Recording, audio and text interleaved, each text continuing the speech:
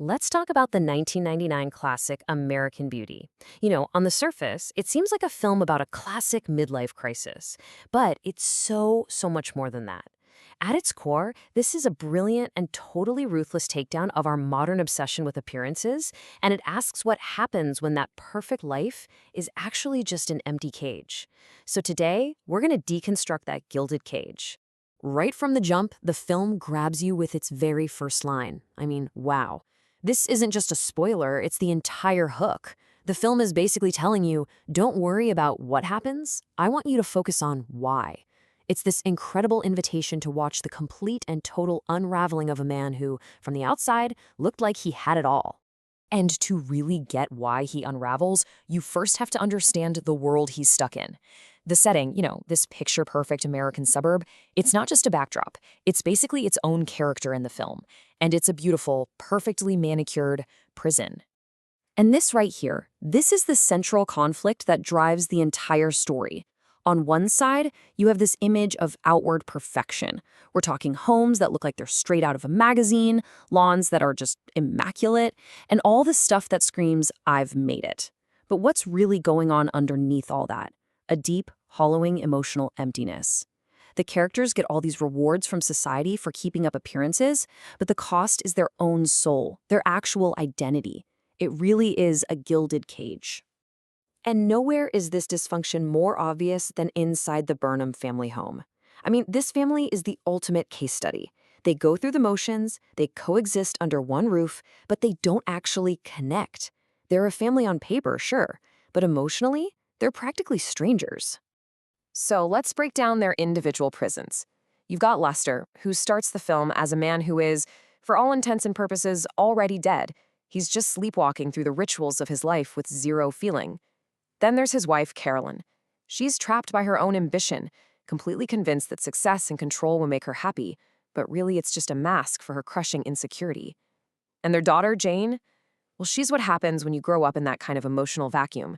She feels totally and completely invisible. So what happens when you push someone this far into emptiness? Well, you get the film's main event, Lester Burnham's huge, dramatic rebellion. This is his messy, explosive, and desperate attempt to get back the person he lost somewhere down the line. But here's the thing, and this is where the film gets so smart and nuanced. It doesn't paint his rebellion as some heroic, pure act of freedom. I mean, he quits his job, buys a muscle car, starts smoking pot, and lusts after his daughter's teenage friend. The film makes a crucial point here. His awakening isn't about finding some authentic, true self. It's more of a selfish, almost childish tantrum, an escape from any and all responsibility.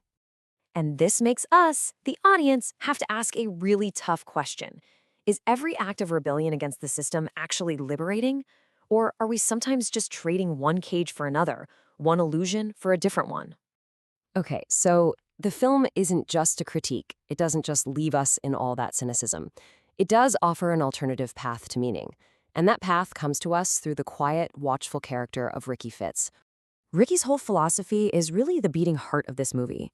While everyone else is desperately chasing status and money and things, Ricky is finding something truly profound in the most ordinary moments. Most famously, a plastic bag dancing in the wind. His way of seeing the world is the exact opposite of consumerism. For Ricky, real beauty isn't something you can buy or own. It's something you simply notice. It's about perception. So what the film is really telling us through him is that a meaningful life isn't some impossible goal. It's right here. It's available to every single one of us, right now. But it requires a skill that almost every other character in the film has completely lost. The ability to just be conscious, to be present, and to actually notice the world around you. So you have these two totally different ways of seeing the world. Lester's chaotic escape and Ricky's quiet awareness. And you just know they're on a collision course, which leads us to the film's shocking and deeply paradoxical ending. An ending where the ultimate price is paid, but a final, powerful truth is found. In the very moment of his death, Lester finally gets it. He finally achieves total clarity. As his life flashes before his eyes, he doesn't see the big moments. He sees the small, ordinary ones he completely took for granted, and he realizes how much they were worth. His final words, they're not just narration.